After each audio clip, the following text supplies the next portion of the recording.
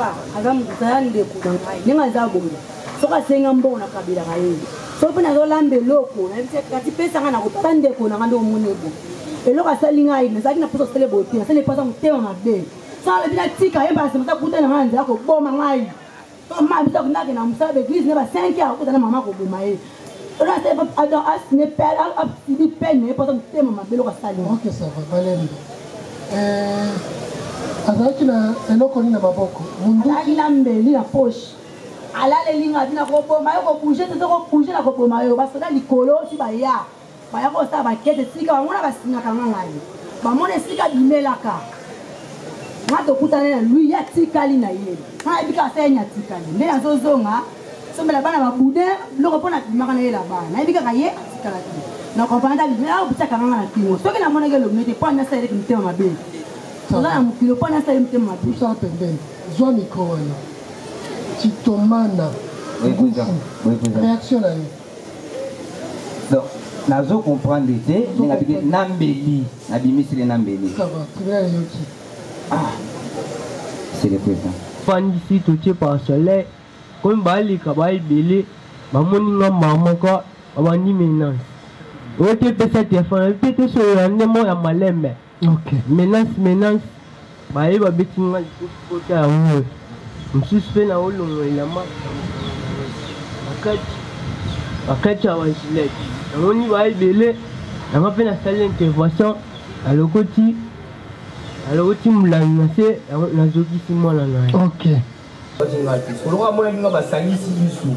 Alors, il a eu le tout. Pas mon énorme souffle. Mais je quand même.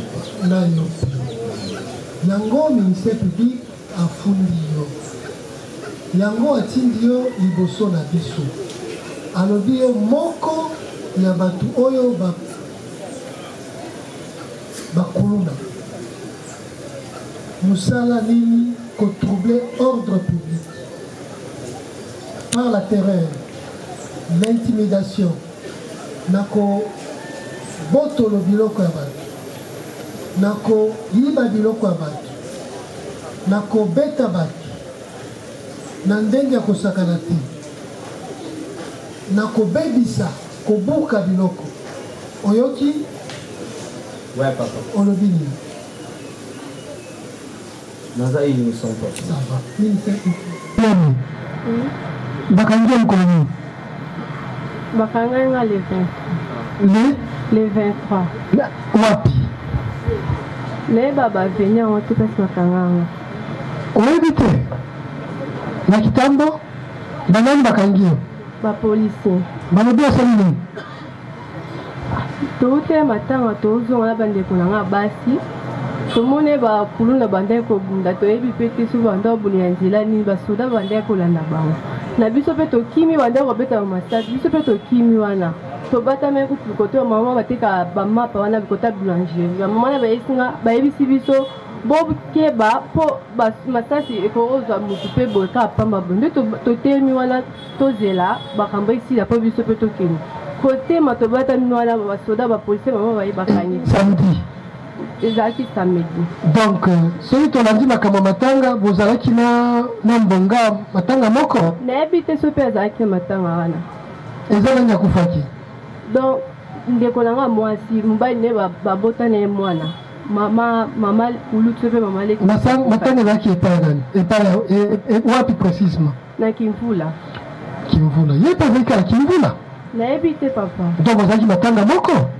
fo ezala nayebi te bozalaki matanga moko peut-être yo oza mwana ndako mwana libanda tenga na mwana ndako mwana ndako ya mwasi akendaka matanga ye moko te tozalaki na bato bandeko na nga baza wapi bazaza wana ya na biso mwasi aza wana bakangi ye te sikoyo bao batikali mpo nga na sikoyo okende kosala nini tokendaka matanga elongo tozongaka ensemble parce que nous sommes une famille sikoyo yo okomi kozonga yo moko bakangi yo esika moko na esika bakangi mbonga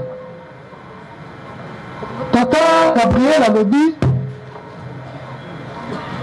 na bana basi na bamosusu baza mike bozalaki ebele bokoti na ndako na ye bobuki leta aza te bokoti l'état aza te bozwi biloko bobombisaki epai na ye bobeti bokei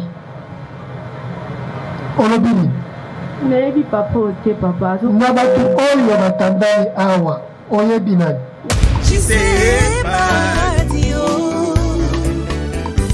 Keti Lumana Aimé Monzou Lady Makindo Vibration Schengen Choc choc Choc Like Makengo Mituka Ebele La Fleur Bélis et là la Parisienne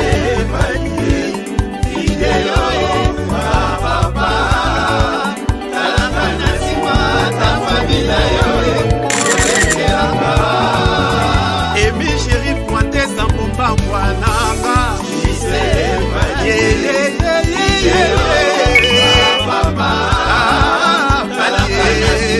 Difre bidilu Lela na yoka Maina lelie J'sais pas di Bundesliga J'sais pas di Busabona massivement Mbote na bino balandi nyonso ya juste une fois de vidéo télévision bipai nyonso bozwami lelo toza bongo na commune ya Ngaliema plus précisément na Kanluka epai wapi toye ko participer na procès ya bakuluna bakangaki na opération ndobo baza kusambisa bango awa na terrain na Kanluka yango toye mpona bino baboye na biso bolanda lokola bozalaki sur place pour continuer à s'abonner, vous allez avoir belé pour nous rendre émission pour aller beaucoup de temps ndengeni kuluna moko à kusamba liboso ya ba juge. Merci beaucoup tout le temps na kati pour commenter pour faire cette suggestion et que vous avez malam mingi kitoko pour na émission na biso ya mokolo alelo. Merci.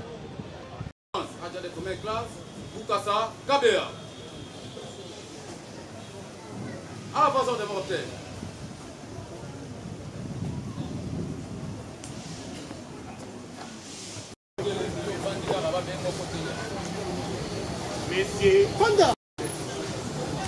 Messieurs Landu. Pato.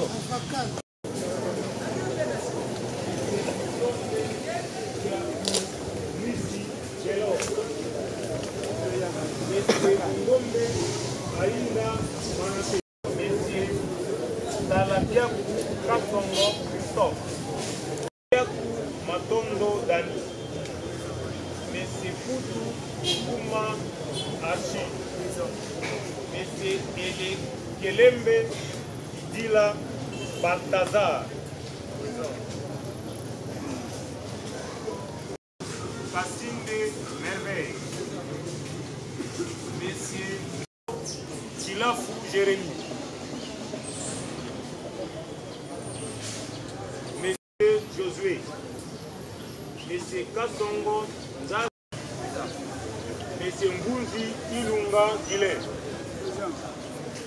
Monsieur Okesha Patrick, Monsieur Yanda Musungai Christian, Monsieur Moseki Mbumi Sari,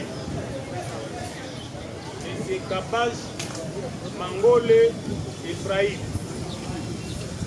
Monsieur Isangu Makaya Sadu, Monsieur Sindani Polo Sadam, Mogo Bugana Jires, Monsieur Sangwa Ramazani Eli, Monsieur Chilomboji wa Chilomboji, Monsieur Isekele Philippe Shadrach,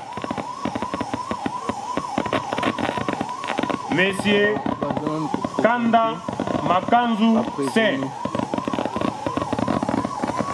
Monsieur Kiambi Songo Israël. Sikozwa va prévenir mususu kai na bango siko ngo ba okitsa bango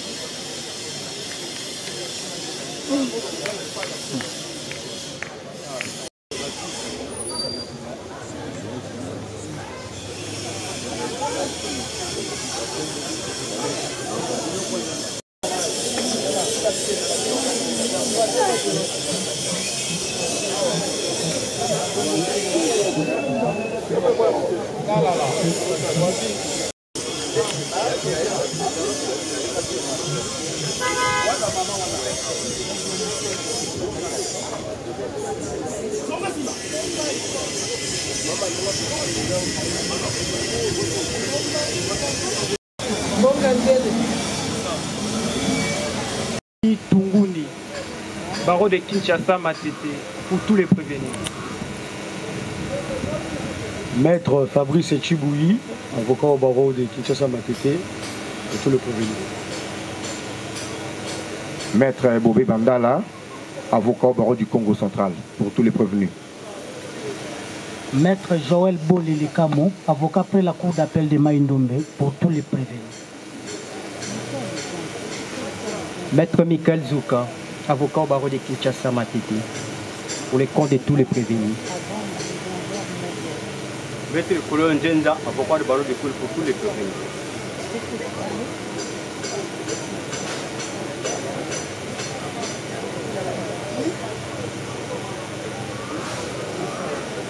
Oui, Maître Mpagna Poudipoil, le français judiciaire d'Iressoir, pour le prévenir FAP. Vous avez vers vous autant de prévenus qui comparaissent. Vu l'ampleur de ces procès, Monsieur le Président, qui du reste est un procès d'État, Monsieur le Président. La partie civile qui se greffe au ministère public, qui est la partie principale, va voir toujours ses intérêts tout au long de la procédure, Monsieur le Président. Cela ne veut pas vous empêcher de pouvoir, le Président, qu'il plaise donc à votre tribunal de procéder à l'audience d'aujourd'hui. Nous avons dit, Monsieur le Président. Monsieur le greffier, en telle absence de la partie civile, et le tribunal procédera à son égard au défaut. Oui, mais qu'est-ce qu'il y a? Du Quilou, conjointement, si on peut passer directement. Non, qu'est-ce que vous voulez? C'est pour le compte de qui? Oui, oui, nous sommes là pour le compte de la victime Ngoï Moulondo Chilem Ngoï Moulondo. Nous voulons, en fait, dans le cadre de ce procès, se constituer partie civile. Bonjour, Landa Blandiaji, c'est une vidéo télévision. Tous en bana bassi pour le voir dans son jugement avant du droit, il faut beaucoup à l'élément de la police. Il peut trouver ceux qui sont mesure du médecin de la prison centrale de Makala avec effet de recevoir le concerné, de procéder à leur examen physique afin de nous déterminer l'âge approximatif au regard de la science médicale, étant entendu que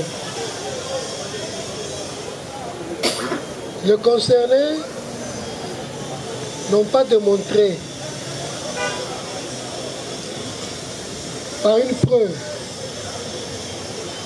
leur âge allégué et que même l'accusation non plus n'a pas par une preuve démontré l'âge réel de personnes déférées devant les juges. De la loi, il ressort que l'âge est déterminé par un acte d'état civil ou par un examen médical. Parce qu'il n'y a pas d'acte d'état civil qui devrait arriver de celui qui allègue les faits, partant du principe actori incumbit probatio et son coroner reus in excipiendo fit actor. Le tribunal a estimé que le rapport d'expertise médicale pouvait être une preuve pour démontrer l'approximatif de l'âge concerné. Cela étant, en attendant que le médecin ne procède à cette expertise, compte tenu de la célérité qui caractérise la procédure, nous avons estimé joindre cette question au fond, mais mettre de côté les concernés, les 17. Nous allons procéder à l'instruction des autres qui sont supposés être majeurs. Les 17, nous évoluerons avec eux lorsque le médecin procédera à l'expertise, qui nous déterminera qui sont ceux qui sont mineurs et qui sont ceux qui sont supposés être majeurs. Cela nous permettra, n'est-ce pas, d'éviter cette affaire. Nous voulons présenter les excuses du tribunal aux avocats, mais nous voulons vous rassurer de la volonté du tribunal de vider sa saisine dans cette affaire, malgré les aléas de la logistique. Voyez-vous les conditions dans lesquelles nous sommes en train de travailler, mais tout compte fait, je vous en félicite parce que vous aimez le pays. Loin pour nous d'entrer dans les considérations politiques, mais voyez au moins les conditions dans lesquelles un tribunal de la capitale de la République est en train de siéger. Que donc, nous allons les lister pour les mettre de côté. Sangwa, Yaka. Tout ça, on a perdu. Mais il y a un lambal coloté, Zani. Eh, c'est ça la famille. Kilingana. Kenayaku. Kenayaku. Bopeto. Nzinga Mwaka. Mujeri. Bondo.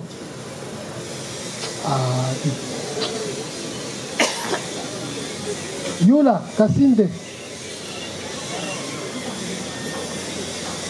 Mayele Mimi. Mayele.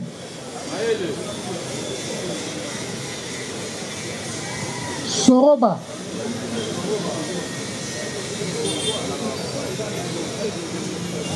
Nkoiluya. Nkoi nyonso babengi liboso balobaki ete baza baminere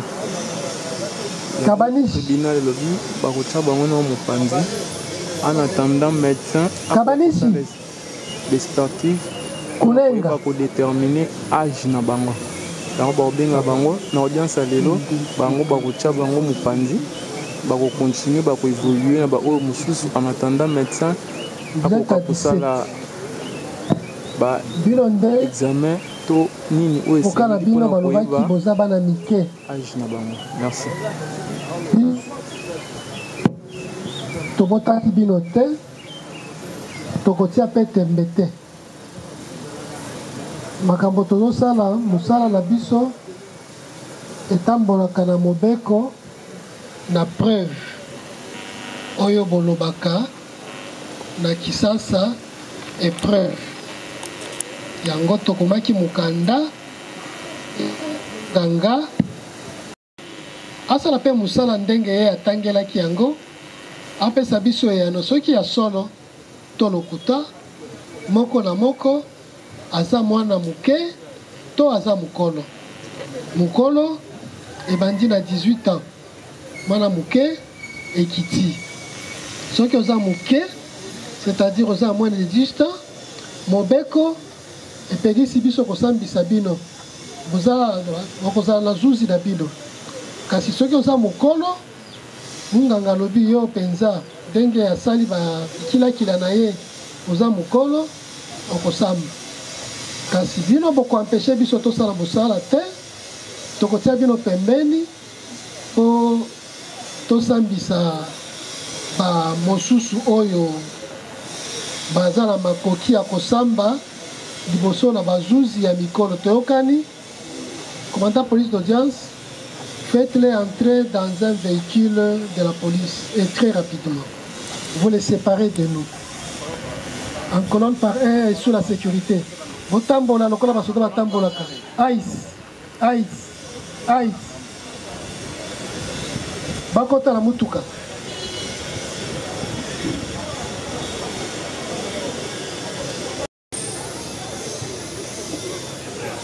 Adresse au Pesaki na Moussa Pembeni.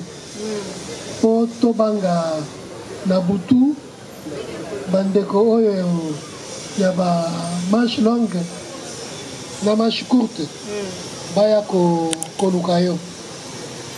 Mais oyebi po justice esala malamu il faut kosalisa ye tika kolia nani oza mineur te oza mineur. Alors, pour justice c'est ça la malamu. Ça y est, na ko expliquer makambo ndenge le kaki. Yango topesio maloba.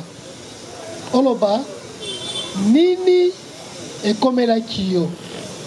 Mukolo nini makambo wane ekomela ki. Wapi basalaki yango pe nini basalaki. Toyokani kobanga eloko te. L'obésité n'est pas là. Ezaki jeudi le 28 na 21h na bima ki na ozonga la 21h. Malembe zela.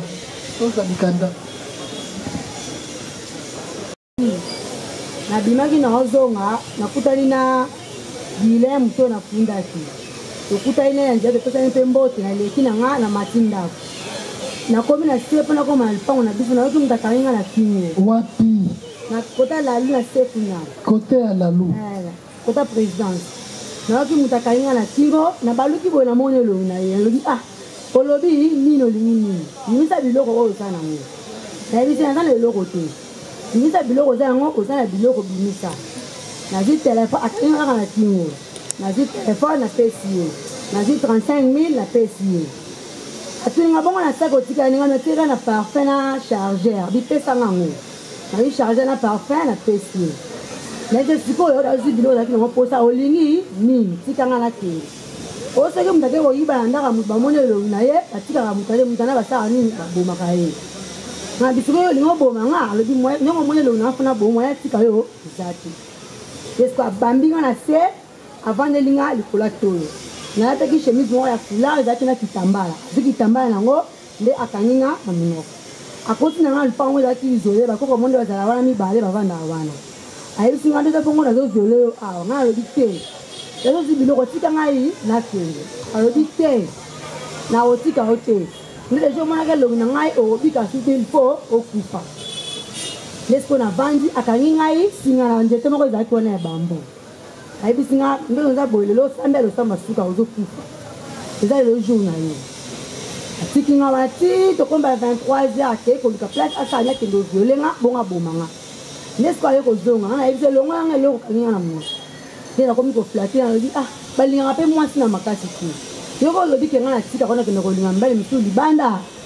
Balingaka mwasi na force te. Soko oza na posa na ngai komema nga na zamba te mema nga na ndako na yo mpo oza na ndako. Okoki kolela nga na zamba te mema nga na ndako na yo. Lesko na flate bongo aboya ekuta ofunda nga na lobi te. Na afungisa biso mpe mutu amoni biso aza te. Mwana mabombo epesa nini bomba ngai. Lesko ayo kondima etokoki pene mpo bango babisola pa na biso. Ayo comme na lupango nde na beleli mama bima liba boma nga nde amoni longa mama bimi akini banda wana jeli wana grand frère azoluka ti lundi la semaine au doto 6 nde sikoyo aye komona ye na magasin grand frère pa vandi azeli abuli sisi kobula ba 20h abandi koya makolo grand frère pa zola le sima bakomi na kaluka na lui eson bateka ba wisi ba gene des pa linga vanda na baso magene amela grand frère na paseni angie nous na président to bika po to tika ki plainte kuna to tika ki na présidence tika ki plainte ma pèse ni bali des ko kangela ke boye on to na ke pa to bika na kaluka azaki moko oyebi na yebi azawa est-ce que okoki Jaka.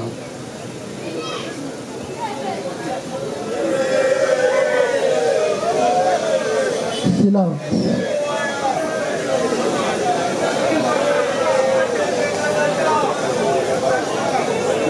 Silence.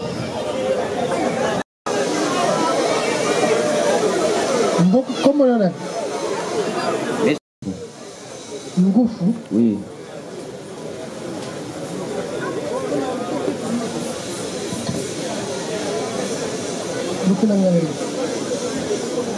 Bukaye Chari. Chitumana. Oui, oui.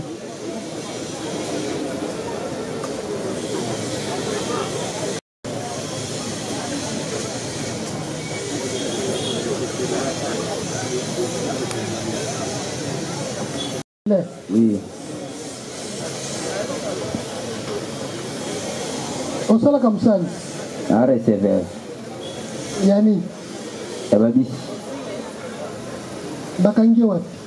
Bakangai ngai na quartier 3. Ya Kaluk. Oui, oui. Pour salini. Ou accusation. Accusation. Oui. Nani mutakiza kio? Madame Katim takize ngai. Ouais bien. Oui. Bye balaka. Oui, Bani. Vous avez un master? Non, pas master, hein? Oui, bien, Deni. Oui, bien, nous sommes en famille. Au Panabango, au Panabis. Ah, bon, Bani. Oui. Il y a des appels na yo. Il y a des appels na yo. Yé. Oh, il y a télé. Yé, yo. Oh, il y a qui m'a lobalobi. Na yo qui n'a lobby. À quoi si? Bon. On a koloba, monsieur le président. Na ningi na loba boye. Loba? Na oye a lobby. Kotu na ye. Na date oye a pesi tokuta na ye na nga esika nini. Malembe. Attends. Nazol ba monsieur le président. Malembe. Oui. Bele. Oui. Ye a lobby. Tolingi to Gimbola yango na mukuse. Oui. Le 28 novembre 2024, na 21h na Lalu, au Kangi et Kachi, au botelier téléphone, au botelier 35 000 francs, au botelier parfait, au botelier chargeur, à Moni Lunginayo, au Ebisi na Mukuse, que ceux qui aussi au Moni criminel, Mobomina Nelongi, il faut abomayo au salier bisala salanyo solingaki pour olingio zoye lokola mwasi yesiko ya lobi te to sala ndenge wana te to sala neti ba civiliser soki nzoto na kopesa yo mais na zamba te yo za mukolo uza na epa na yo tokende ndako bino wana bobandi kokende lokola bokomi esika moko amoni lopango na bango agangi mama na ya bimi omoni face olimwe onyamuki kasi bazalaki deja basi basali plainte na Lalu basali plainte na Kaluka nde ayebisi grand frère na ye abandi kolukisa yo ti na ndenge amoni ndenge ozobeta mwa chweke asotele yo bakangi yo suka wana Celui qui a conçu le Kosi. Oui. A Kosi? Non. Oh, non, monsieur le président, excusez, monsieur le président. Est-ce qu'il y a Kosi? A Kosi, et ça, c'est la première fois. On a caché ma bête na caution avant. Malembe. Toke pembeni, toke directement. Oui. Oyebi mwana mwasi wana. Ayebi. Oyebi ndenge nini? Et que leki ya quartier, leki ope yanga moko. OK. Leki ya quartier, leki yanga moko. Est-ce que botika kozana likambo? Jamais. Ça va. Est-ce qu'il y a koki koloba makambo na polele boye makambo ya nzoto? Mwasi. Aloba bon. Bazwi ngai, bakena nga samba, alingi azwa ngabo mwasi. Po azwani. Ndenge ngaloba monsieur. Loba. Boye. nanga bandela nenga bito ndenge mokolo to kutana ngana yi. Est-ce que bokutana ki? Oui, to kutana na yena kutana na zoso matumba po to vana na masa na biso to zomela masanga na 4 étages. Wapi? Na kaluka kaka na lui. Ndela moni ye a uti so de banzela na ye to kutana place nga zoso matumba. Abisinga ah, ve oza kote ngabita oui, to zana masa na étage na to zomela masanga. Ebisinga yi. To ke okeno kata ngai. Ah, mais to zana ba masa kuna. To étage. Na ba masa wana. Na bi ça va. Ya ko to ke place masa baza to vanda so to silisi to compagnie to kenza biso to ntira mako.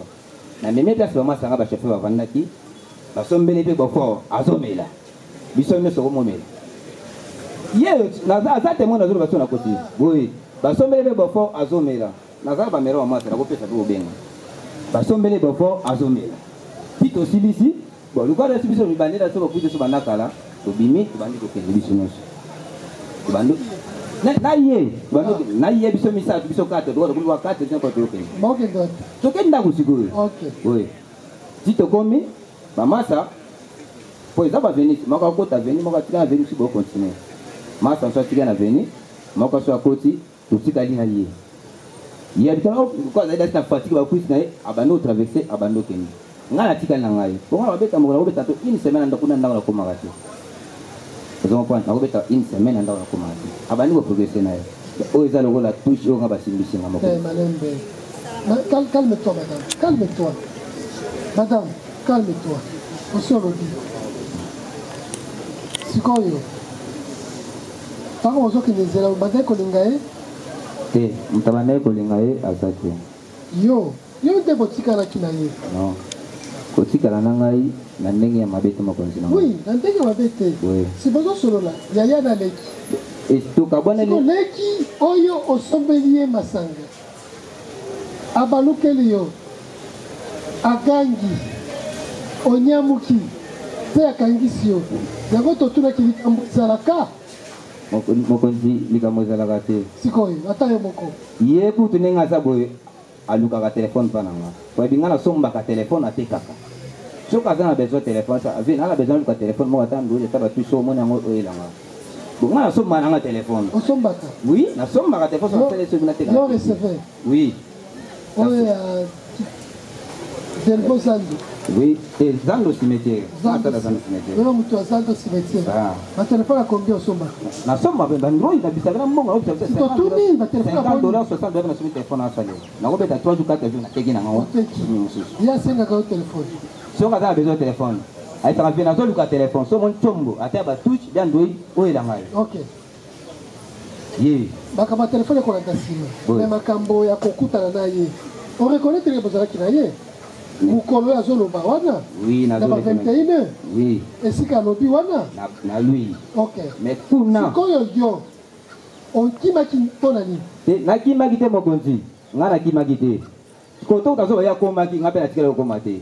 Ezala mai mo ezala kawana donc ana sepaka kana pona sokola ya ko azeda si batene na ya sokola 21 eza pas sokola non 23 heures dit et mai to sokola ka erni tozo kende ne 23 heures malembe osala mwana leki na yo ya quartier ya mwasi oyebisi leki ta sokola nami siko ko sokola na bilamba to ko sokola takala na yete ngamoko ya progresser à notre traversée akena yi ngana tika na ngoko sokola ya progresser na kena siko ya akofunda prendre c'est pas mon continent oh na simo capitaine za touche à simbisinga na za innocent tout fait na belo ko mokote OK ça va pousse la pembeni madame je téléphone na micro ça micro na niveau na hauteur na qu'est-ce qu'il y a boye bani na pousse la liboso pousse la wana boye bani ba agamuzana ndekuna ngai ningaza bongo soka senga mbona kabila kaye so pona zo lambe loko na bise kati pesa ngana ko pande ko na ngando monebo eloko asali ngai na zaki na poso sele boti na sele pasa mutema mabe sala bila tika yemba semata kutana nganza yako boma ngai to ma bisa kunake na musabe église ne ba 5 ya kutana mama ko boma ye ona se pa adam as ne père a petit peine pasa mutema mabe loko asali OK ça va balembe azalaki na eloko nini na maboko azalaki na mbeli na poche alali linga bina koboma yo kobouge te kobouge na koboma yo basoda likolo si baya baya kosala bakete sika bamona basingaka nga ngai bamona esika bimelaka nga tokutana na lui ya tikali na ye nga ebika asenya tikali nde nazozonga sombela bana babude biloko mpona bimaka na ye la bana nayebi kaka ye atikala te na comprendre libela obutiaka nganga na kingo soki namonaki elongi te mpo nasaleleki motema mabe toza na mokilo mpo nasaleli motema mabe tosala pembeni zwa mikro wana titomana réaction na ye donc nazo comprendre te ningabiki nambeli nabimisile nambeli tribunal eyoki c'est le président hein bakangaki yo ndeni nauti mosala nasilisi naye kovanda mwa place nambela ntango eloko na ngai nde namoni bato babimeli ngaka mbala moko grand frère ya bamasa ye tu baye balingi nga mbala moko ata ye moko ozomituna te osali eloko te bamasa kaka moko boya mibali basotele yo mbala moko ekomi kosamba na tribunal concernant accusation eleki na ye na accusaki nga yaya na ye moto akangaki oui président biloko akolia mpe apesi yo c'est le président biloko olia eza bilei eyasali te asi apesa biloko akolia olia nde ete eloko nini azolamba nga nasengi ok sikoyo boni moto oyo apesaka mpe biloko akolia moto bosolaka na ye malamu aya kokosela likambo monene boye eza fo naza innocent naye mpe eloko moko te monsieur le président moto oyo boyebani bovandi na ye bien bosololaka bien mais lelo abalukela yo aya kokosela yo soki olingaki oviole ye olingi oboma ye mpe ibaki ye biloko omoni monsieur le président balobi moto bamemisaka nie asaki amema yango nekenge ngai naza innocent même grand frère ndenge aza wana monsieur le président partout bazali monsieur Kitomana leki no alobi bozaki ne na 21h yo confirme que apatientaki mpo azela yo okomisa ti na ndako apatientaki ok apatiente ti 23h okoki oyebisa biso bokabwana yo na ye babetaki porte akoti na ndako ozwi nzela okei to bosukaki ndenge te ye na traversaki nga natikali na nga ye atraverse nga natikali awuti banzela monsieur le président awuti banzela nayebi te qui s'est passé na banzela awuti nga nayebi te nga natikali na nga afundaki yo quand même oui monsieur le président nga natikalaki ministère public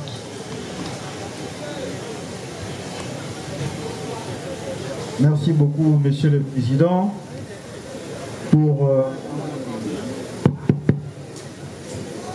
nous allons directement poser la question à la victime. Madame V6, V5, est-ce que vous pouvez confirmer tout ça dans le micro? Est-ce que vous pouvez confirmer ou soit confirmer à tribunal que vous avez des copines balé? Bozana kindeko ya ndenge nini? Noko tonani. Chez le tribunal, vous constaterez que la victime vient de confirmer qu'ils sont parentés. Le prévenu, pour aux observateurs, le prévenu reconnaît déjà que il était avec la victime, tel que la victime l'a détaillé, Monsieur le Président, en cette date, vers 21h, 22h et 30h. Bien avant, il a essayé d'abord de distraire le tribunal en disant que Aïe-Bité, Aïe-Makambo, Bakosi, Monsieur le Président.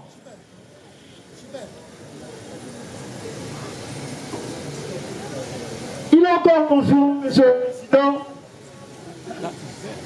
qu'il était resté seul avec la victime. Il ajoute encore, Monsieur le Président, qu'il était dans le coutis, dans l'état d'ivresse, Monsieur le Président. Encore qu'il il dit encore au tribunal que moi j'ai de l'argent, Monsieur le prévenu Titoumana. Au Salakab. Oui. Mbongo gagnaka par jour, ça combien? Abimar 50 000, 60 000 par jour. 50 000, 60 Oui. Dans la famille? Famille Zali. Il y a aussi Nabana. Oui. Au peut ça va combien? Bon. Ngai, à part 10 000 fois la longue, nous sommes madame Atigala. Madame Atigala. Oui. Mais c'est ceux qui changent de téléphone, après un jour, 2 jours, de téléphone de 70 $, monsieur le président. C'est dans ses habitudes. Où est-ce qu'il prend ses téléphones avec ses revenus? Le ministère public constate avec les tribunaux ensemble. Monsieur le président, il dit encore que vers ces heures-là, il avait envie de se laver. Atikali n'est pas botillé vers 23 h. Le ministère public se pose un peu la question. Vous êtes avec une personne, vous progressez ensemble. Directement, il y a progressé. Monsieur le Président, ce sont les éléments. Le greffier est en train d'acter, Monsieur le Président.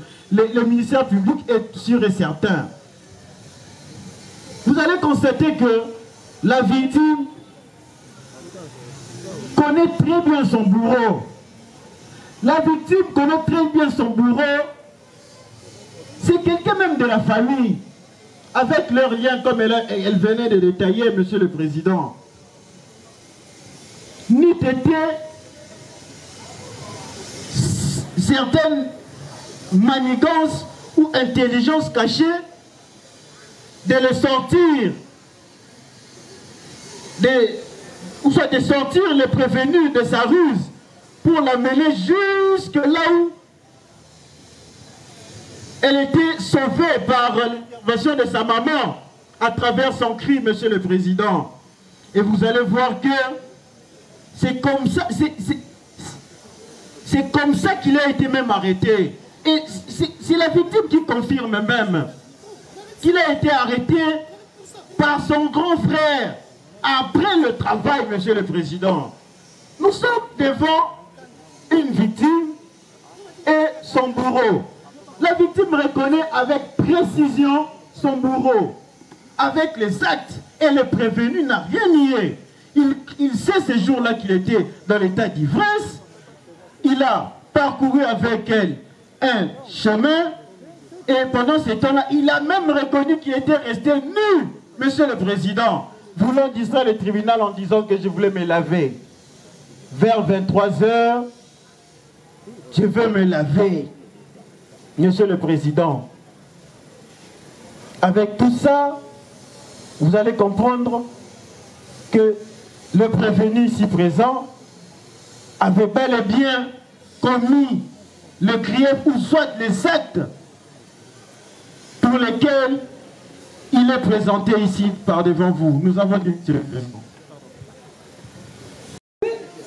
où nous sommes dans la phase d'instruction où il doit poser des questions et le prévenu et la défense répondent. Puisque en prenant la parole, le ministère public, le prévenu de la défense n'arrive pas à saisir la quintessence de son intervention. Puisque nous sommes en phase d'instruction. On pose des questions, le prévenu répond, ça aidera le tribunal à bien comprendre les faits et pour avoir sa position. Mais on ne comprend pas, est-ce qu'il vient de présenter à nouveau les faits ou bien il fait faire une présentation ou une question à poser au prévenu. Merci. Deuxième intervention. Oui, merci beaucoup, Monsieur le Président. Je voudrais effectivement abonder dans ce sens-là. Vous et nous sommes d'accord qu'il y a célérité dans la présente cause, parce qu'il y a flagrance. Mais avec cette façon de procéder, nous nous rendons à l'évidence qu'on peut aller jusqu'à 1 mois, 2 mois, 3 mois, dénaturant ainsi ce procès de son caractère de flagrance. Parce que si le ministère public doit avoir la même attitude pour les 95 prévenus qui restent, vous comprenez avec nous qu'on ne saura pas avancer. Nous sommes pendant l'instruction. L'obligation incombe à toutes les parties, ministère public comme partie au procès, et nous qui sommes de la défense, de faire poser juste des questions et nous permettre d'avancer. Ça nous permettra de gagner en temps. Merci. Merci, Monsieur le Président. Nous avons des questions interposées.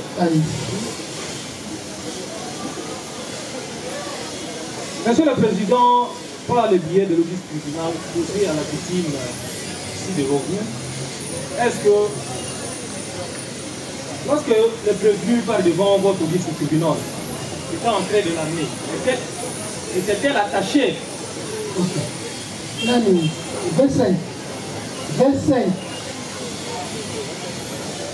Kolondela bangote. Joa micro wana. Tango bazana yo. Ye azana yo. Akangaki yo singa ou bien ozalaki maboko polele.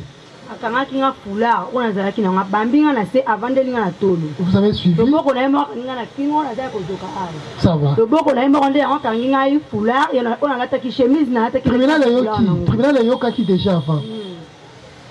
Monsieur le Président, apparemment vous n'avez pas saisi ma question parce qu'elle a dit, après l'avoir bloqué, le monsieur l'a amené quelque part. Et c'est quelque part là. Après avoir discuté, après avoir soi-disant amadoué le monsieur pour la laisser. Ils ont pris le chemin. Ils ont pris le chemin. Lorsqu'ils étaient en train de partir. Ils ont pris le chemin.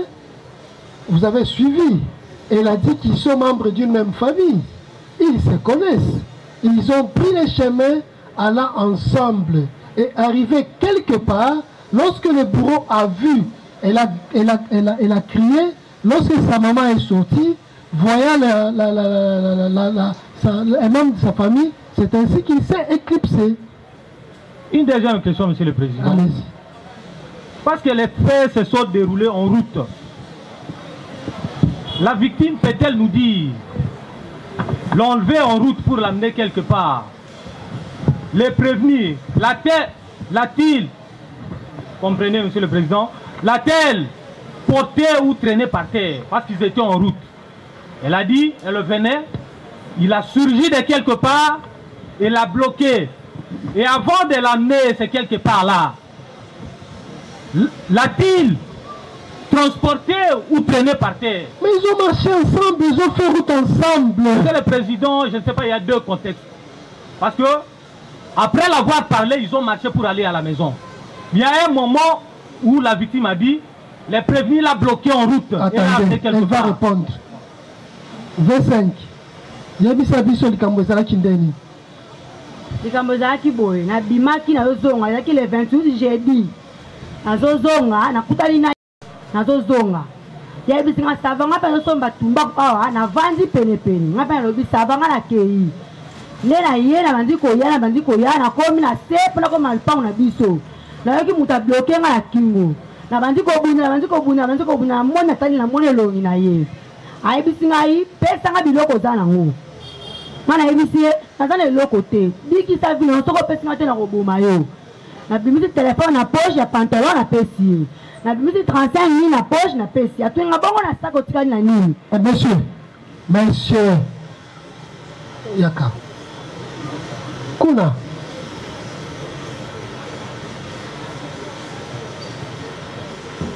atuni nga bongo na saki otikali na nini nga lobi atikali na parfum na chargeur pesa ngai parfum pesa nga lobi tika na papa mama ngai tabi te pesa nga fongoli saki na nga abimisi parfum abimisi na chargeur nga ebisi o zaki na ngo posa déjà ozui tika ngai na keni nasali ko ganga akangi nga bambi nga na se abibi yake lobi koki abendi fulana nga na kangaki ngo na singa ya saki akangi ngai mwana na vandelinga likolo liboko na yemoko akangi nga awa nde abanzi ko bunda tso kanga pena nzi ko bunda nde ayebisinga ke zela awa eza nzela tokota na lupango oyo omona ona kusala yo lupango ngoko eza isolé bakoko bavanda na mbale balala pe avant nda menga na simanda kuana ayebisinga yo moko ndongo za bolelo ozonga londa pupe na zo violelo apena koboma yo na bandi kolela na subi na bilamba na regle mbala moko nde sikoyo akangaka bonga efinga zala wana na zoya tikinga banda 22h ti 23h ayewa lobi lelo suka na yo telema tokende nga lobi okende komemanga kuna te poko tozomemanga na nalala nanga kuna te oza na ndako na yo toza mikolo oyo ekoleka moto akobetela moninga lisolo aza te moto mpe akofunda moninga na famille aza te ote usolo komi na pa ya bino ofunda nga lobi te naza mwana moke te na kobomba yo anga lobi bongo akangi ngai boye na pantalon tokomi kokende ngai na ye tokomi na se lupango atelemi alingi maboko balozela ngai ngai yebisa ezela nzoka seli puta na ndako bongo na kota na ndako na kota na tebi na ozela yo n'est-ce qu'on appelle maman bima na kufi maman bima na kufi ne maman rabi a mon que le maman qui vous avez suivi? Monsieur le Président, vous allez comprendre avec moi qu'elle a relaté le fait mais n'a pas répondu à la question. Ça va. Tirez les conséquences. D'accord, Monsieur le Président. Ça va. Madame Kende, Fanta Tembeni, yo zonga na nani? Bako tsala mutuka. Bako tsala mutuka. V6.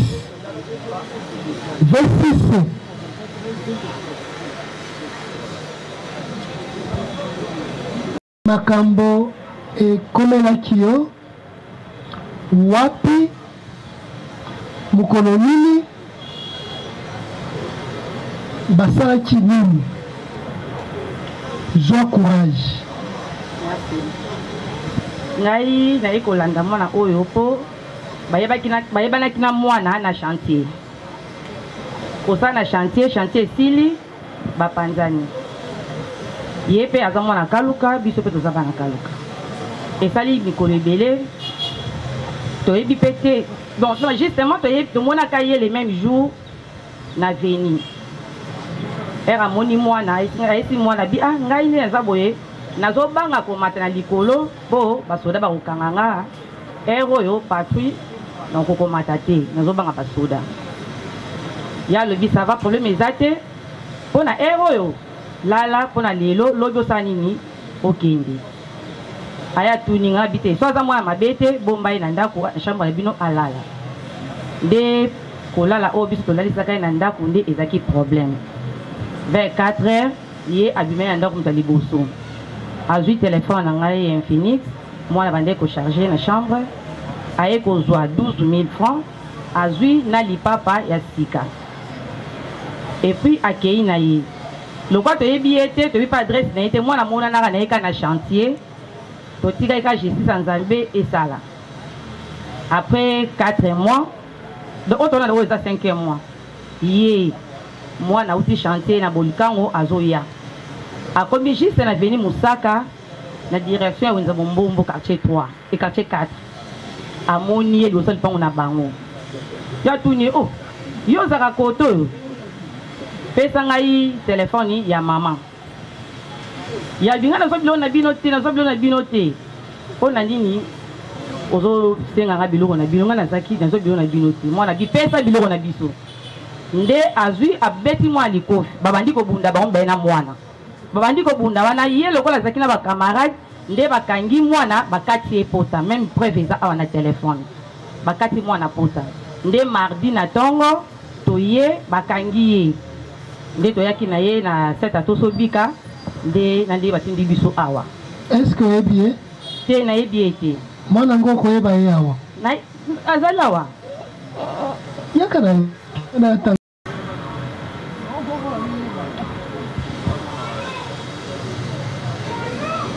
comment on est Congo Zaz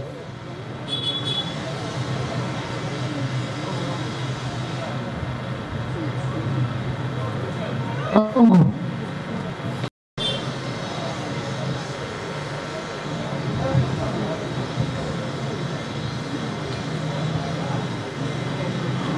Kaso zonga baba tele mama Kasongo osala kamsani aganise obi ganise oza garnisseur organisaka nini oza menuisier ok ofandi wapi afandi na kaluka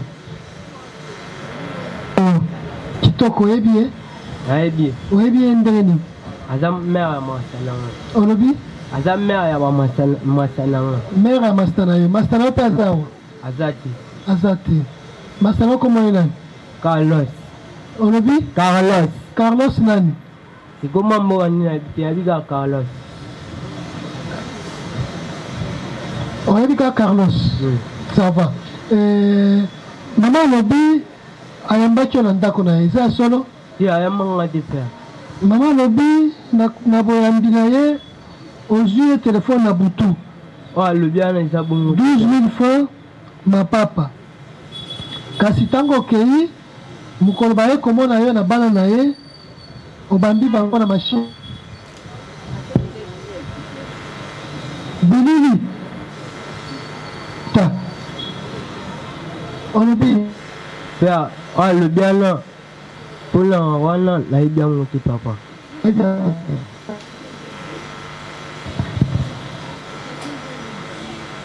Akainga bango mwana naye awanoleka na ikiri naye akimbula ele ndimbula ebeta ngapena mamasa bayotala nga yavandisi totie par soleil komi baleka baebele bamoni nga mamoko babandi menance oyo te pesa telefone pe tosolola ndemo ya malembe menance baye babeti nga kota yango mosusu mpe na olongolela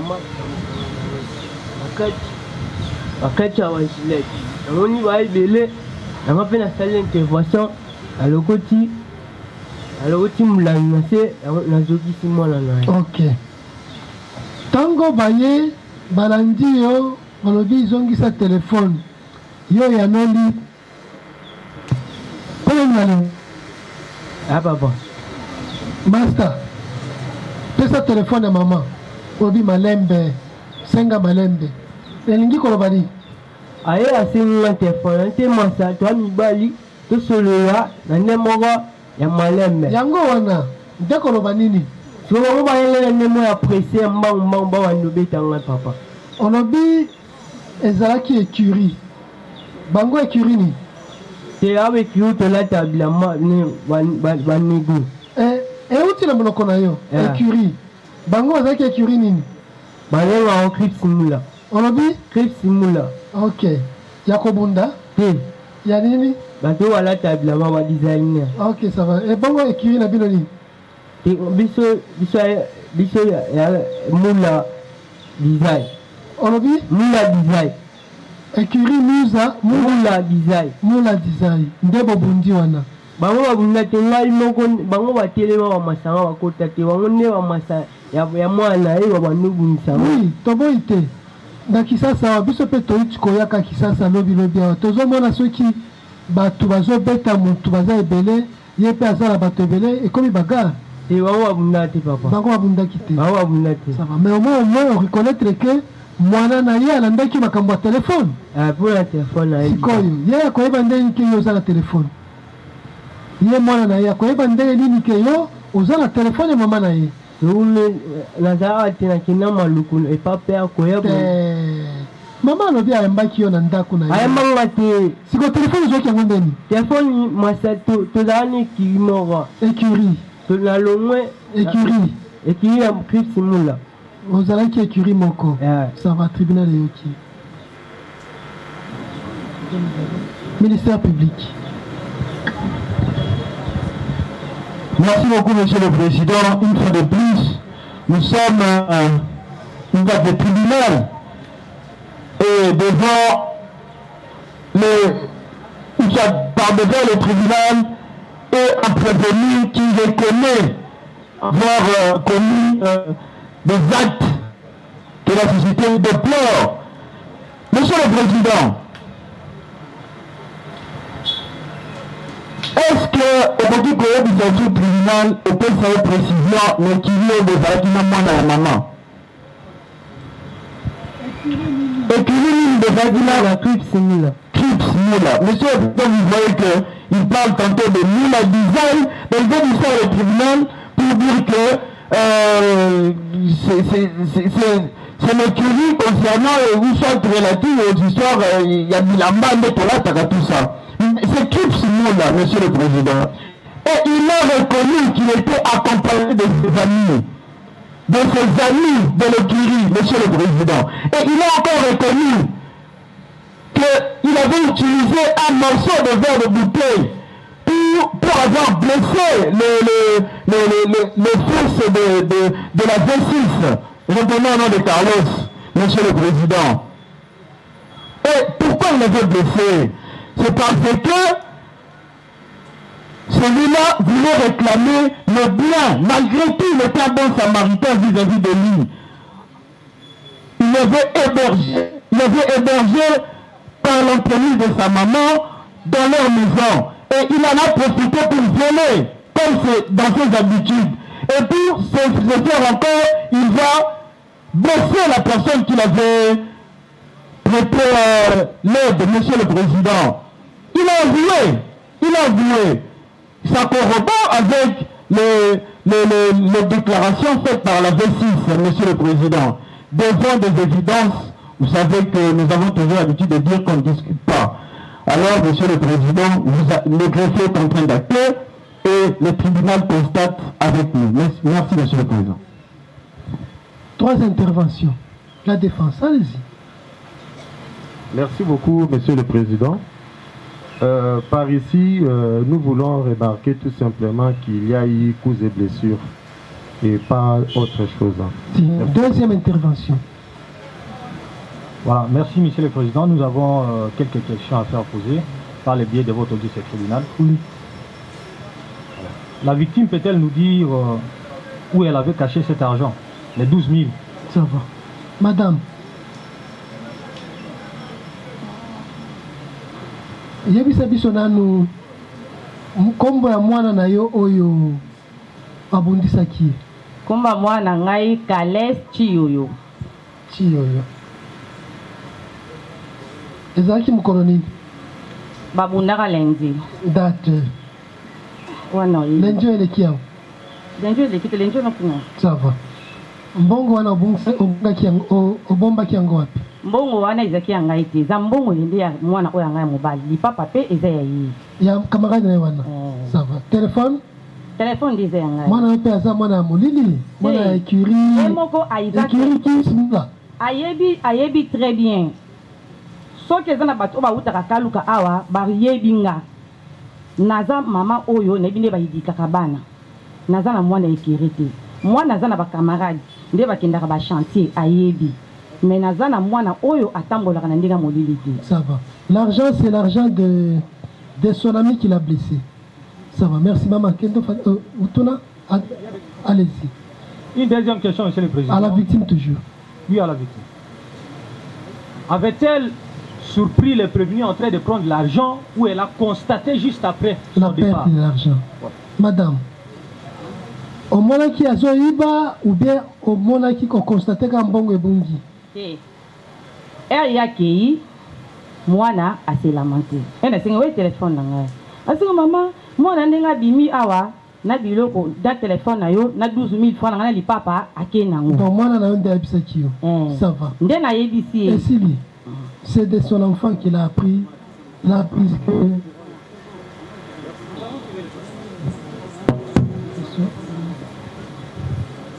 Prévenu Kasongo. Olobi ozala ba ninga na yo écurie na bino kombo na ona. Fixi design. Na okoki kotangela biso soki baza na kati a. Ye awa zate mama. A ozaka yo moko. Naza mama. E bongo écurie ya bana ya baninga na. Ata moko aza azate. Merci. Kendo Fan. Merci madame. Christ Anor l'omniprésent, juste une pas de vidéo, prêtre de Mouching là-bas. Yoka. Dieu les maître de temps et de circonstances. Zini Kumbi. C'était les premiers jours du deuxième mois na kutana na jise. Molema. Padia le belanga, maloba ya bolingo. Etilu nama. 14e jour, di meme moi les sanga ma bolingo. Mokolo valata kufanga na bela folie d'amour. Pété bitodi. Viens comme ça tout. Ingénieur Simplice Jazz, Nzambe na bango. Don dédié, Willy Kaimbe vrai.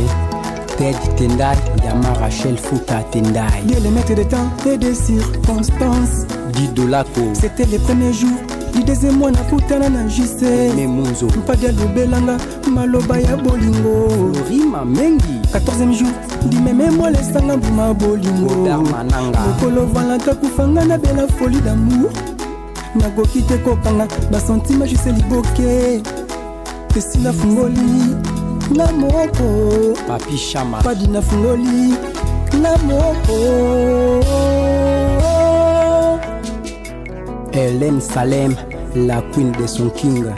Déborah. Papa, tout le monde oublie la bénédiction, vraiment, tout ce pays mingi. Ils arrivent ici comme qui kitoko moni ngai mpilukula nazali awa nazali na bafamili na bamputu soko balingi kuya ngai mona oluba na bango ti bokenda isika mosusu te uberisi la bénédiction na quartier 5 na balabala na balabala Musaba de numéro 28 pene ya kwa bababa na kusipilika bango nyonso bakuya kaka awa izala na États-Unis izala na Londres izala na France izala na Kadana isika nyonso oyo mama labi ya mais moni partout be courir za tambuli oui oui biso awa minda biso za bapano so yango yo yango yo sur nyonso nyonso bapano tondi bo bapano solaire et tout ça ba souk c'est belé à courant on va un groupe électrogène oyo et servera biso kazu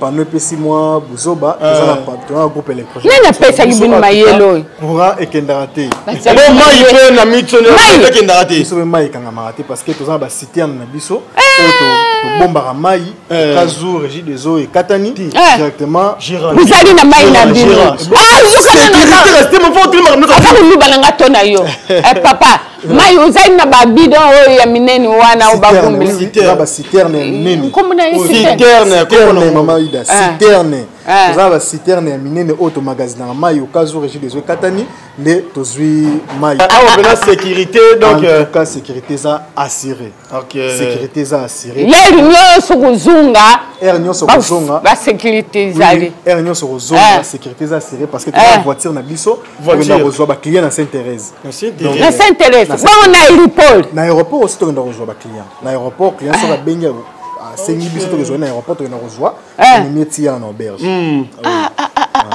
awa suku yango na remarqué le moko eloko moninga eleki ya yone elengi taka banda na kota ke na perdre connaissance ah bon na c'est émotionnel ye aza kubanga aza kutuna tuna ngai mama oyini tete kuna na likolo mpeza libasemble kuna eza chambre salon kuna eza chambre salon mais c'est tous deux chambres salon côté on est tous en bas studio tous en deux différentes sortes de studio oui tous en studio VIP na studio simple fait matangu tutambiri na moni kulari mako na likuli kuti bezali cuisine tambo koti likolo oui cuisine ezali tous en chambre salon salle de bain cuisine ma iloko na sepeli na ngo papa zela pado parce que na tuti yo na nzito Antoinette Polpe ukoti na kabine Antoinette ukoti na toilette ah oui ma toilette c'est propre maïda souhait na ba douce iloko ungai sona ke ko kamata ndako ya kufutila na talaka na toilette na douce maman excusez so ce comme ça anga zo bango siko bien ba numéro nini oui tous en deux numéros yangwana ya WhatsApp oui tous en 089 65 88 375 Liké Makengo, ma voiture est belée. Service fret maritime, import-export.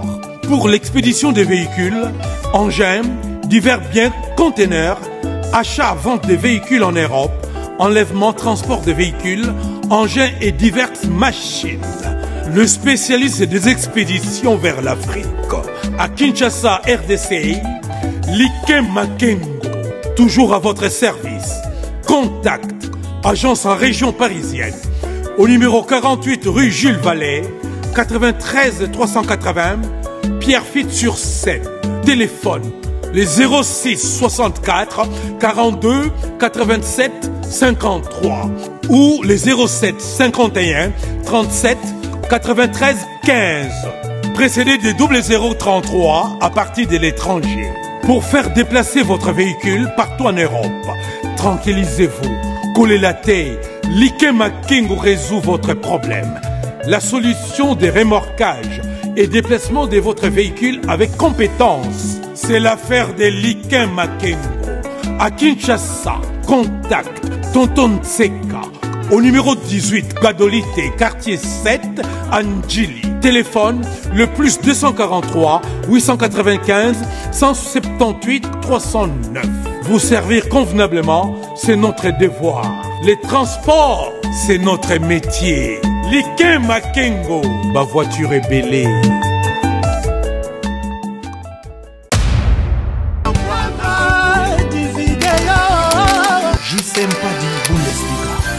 J-Sempadi Bundesliga. J-Sempadi Bundesliga. J-Sempadi Bundesliga. J-Sempadi Bundesliga. J-Sempadi Bundesliga.